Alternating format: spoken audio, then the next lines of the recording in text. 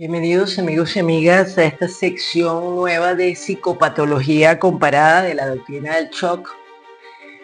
Bueno, porque ustedes saben que en este programa siempre hablamos de los elementos de la guerra psicológica, ¿verdad? Y hay un fenómeno que yo he venido notando desde hace más de 20 años y es el progresivo avance y psicopatización de la sociedad. Psicopatización, ¿verdad? Entonces, claro, para entender cómo ha sido este proceso, les voy a hablar de lo que son los psicópatas primero. También vamos a hablar de lo que es las estrategias de comunicación perversas, del narcisismo, de la psicopatía, del control, de que lo contrario del amor no es el odio, sino el miedo, del miedo como territorio base de los psicópatas, del miedo, o sea, bueno, vamos a empezar por el principio, ¿no? Digamos, yo diría, en los años 70 ocurrió en Estados Unidos, justo después del fenómeno hippie y justo después del terrible suceso del crimen de Sharon Tate por parte de una secta dirigida por Charles Manson, ¿verdad? Que fue como el cierre brutal de la época hippie, de toda esa manipulación psicológica dirigida por la CIA, que creó la contracultura, Woodstock, etcétera, el movimiento hippie, todo esta peo californiano, ¿no? Que es como el walk, fue como el walk, pero en los 60, ¿no? Una campaña masiva, mediática, con figuras y vainas para generar pues un clima y el feminismo, entonces todas las teorías de la escuela de Frankfurt, que todos estos teóricos marxistas alemanes que se habían ido a Estados Unidos, a las universidades norteamericanas, bla, bla, bla, bla. Bueno, esto fue los años 60, 70, ¿verdad? Justo después de ese momento, y para cerrar, digamos, pues seguramente la hacía también para cerrar esto, ocurrió el crimen de Sharon Tate, retratado también en la película esta, la última de Tarantino con Brad Pitt y ¿es la última? Creo que es la última. De Tarantino con Brad Pitt y Leonardo DiCaprio en Hollywood, pero donde se hace una versión de ese crimen, se hace si los buenos hubieran vencido y los hippies no los hubieran matado, como pasó, ¿no? Como este grupito de locas dirigidas por Charles Manson, cometieron ese crimen terrible de Sharon Tate, que no voy a recordar aquí porque cualquiera lo busca, pero fue una cosa horrorosa, sangrienta y terrible, ¿vale? Ese fue el corte de la época hippie en Estados Unidos. Y Charles Manson se convirtió en la figura del psicópata por excelencia, aunque Charles Manson no cortó a nadie ni picó a nadie, esto es importante señalarlo. Es quizá el primer criminal que va preso por incitar a otras personas, a otros débiles mentales, a cometer un crimen, ¿no? También la prueba de cómo funcionan estos grupitos de débiles mentales que son capaces de cometer un crimen horrible porque otros hippies por allá en el monte, fumando monte, los manda enratonados de LSD. Bueno, esos son los walk. Por cierto, el grupito ese que mató a Sharon Tate, que se metió ahí, estas hippies subnormales, representan, encarnan lo que es un walk hoy en día, lo que es una feminista LGBT vaina. Son gente que puede terminar haciendo cualquier cosa de esta. Son como también los adolescentes de la Revolución China de Mao, que mandó a matar un poco de gente y a joder a un poco de gente, ¿no? Entonces, yo para hablar de este tema sí tengo que fumar. Entonces, la historia ocurre es de como el año de los psicópatas, como los años 70 y algo. Richard Ramírez, el asesino nocturno, el merodeador nocturno, no me acuerdo cómo se llamaba, pero el tipo, un latinoamericano que venía de la guerra, cuyo primo, excombatiente de Vietnam, le había enseñado un poco de vainas locas, y el bicho se metía en habitaciones, mataba gente a coñazo, violaba viejas, o sea, monstruo, ¿no? Además que tenía un aliento horrible, me contaban los medios, cuando la violó a la tipa, es unas vainas sordicísimas, y crean este monstruo que atacaba a Los Ángeles, ¿no? Y era un latinoamericano, muy guapo además, con unos dientes horribles, pero guapísimo, seductor, que fue uno de los primeros psicópatas de estos, que prefiguró. Entonces, bueno, surgieron entonces todos estos personajes. Ted Bundy se defendió a sí mismo en un juicio, eso fue también como en los años 70, 80, finales de los 70 también. Ted Bundy, que también era otro asesino horrible, del Partido Republicano, representaba la figura del psicópata organizado, que parecía que no picaba un plato, que tenía una doble vida, que tenía una novia, una hijita y las trataba muy bien. El bicho parecía que no rompió, era abogado, y estudiante de derecho y un muchacho bueno, y ayudaba en un teléfono contra suicidio. Y en su doble vida se metía a cuartos de estudiantes de chicas, les daba 2 palos, las violaba muertas, las picaba en pedazos, bueno, unas vainas horrorosas también.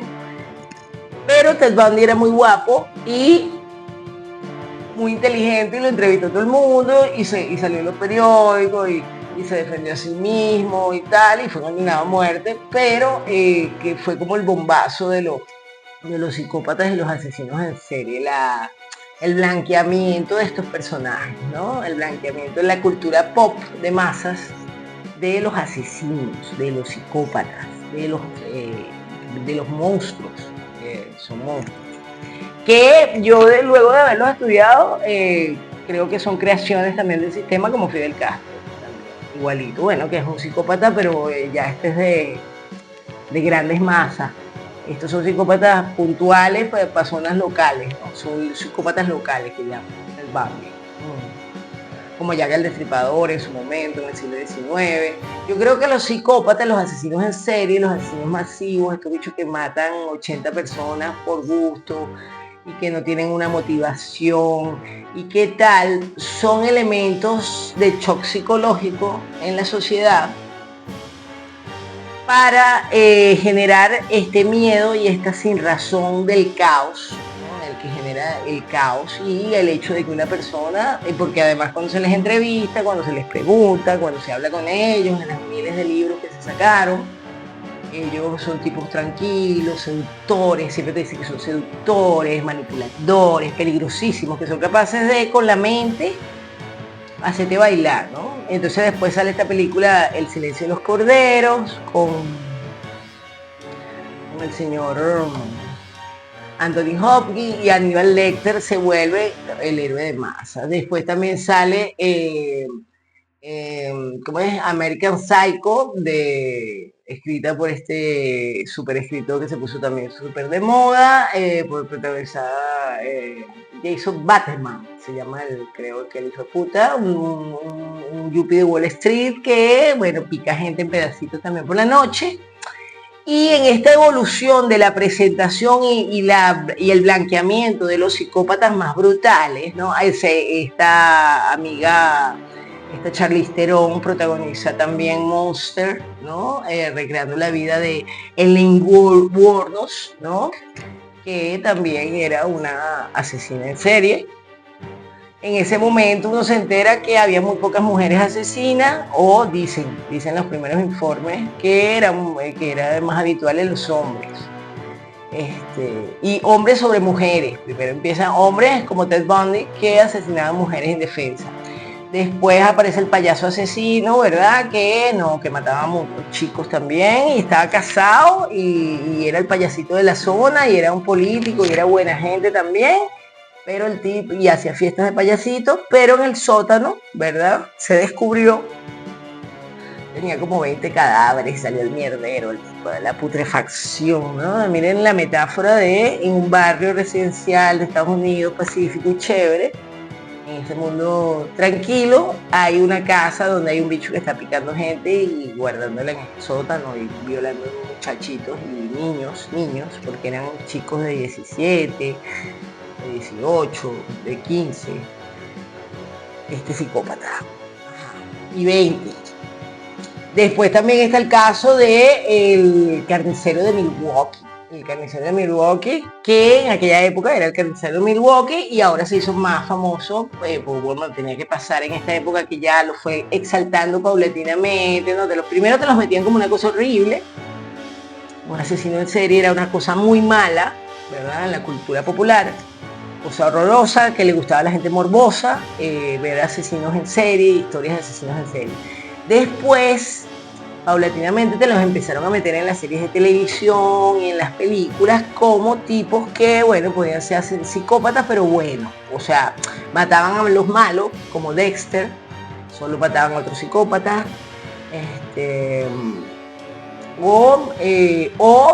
eran psicópatas elegantes y fríos y asépticos como el de House of Cards, este huevón Kevin Spacey en House of Cards, que mata por el poder y vaina, presidente. En las películas también te van poniendo que el gobierno de Estados Unidos y todos estos estamentos y la CIA y toda esta gente son psicópatas, son asesinos. Allí te venden también los asesinos, los tipos que son asesinos pagados, privados, ¿no?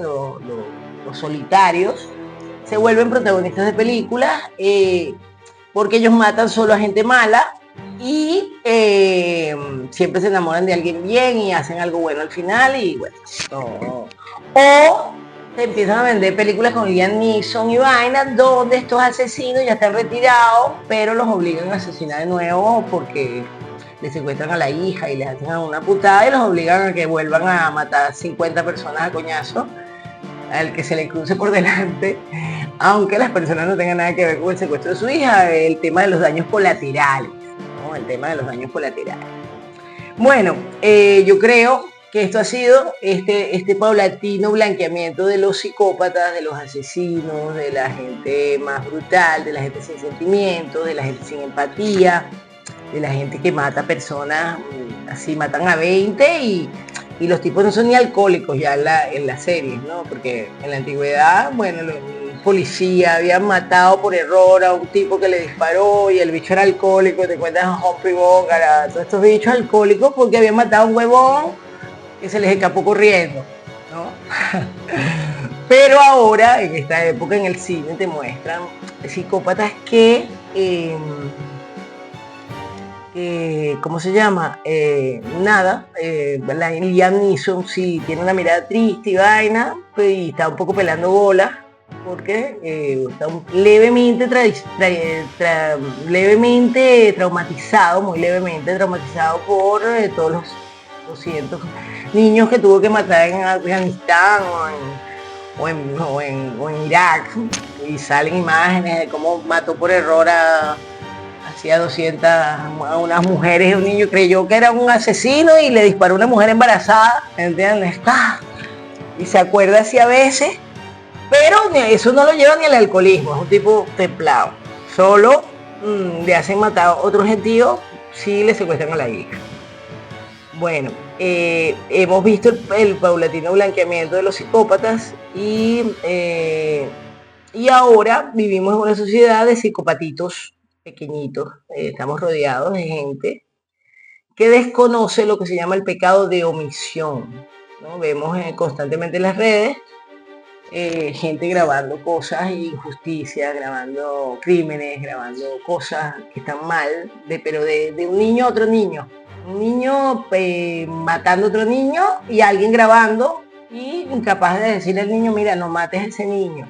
Gente que desconoce lo que se llama pecado de omisión, es decir, no, yo no soy mala persona porque yo no hago nada malo. No, tú no haces nada malo, pero tampoco haces nada bueno.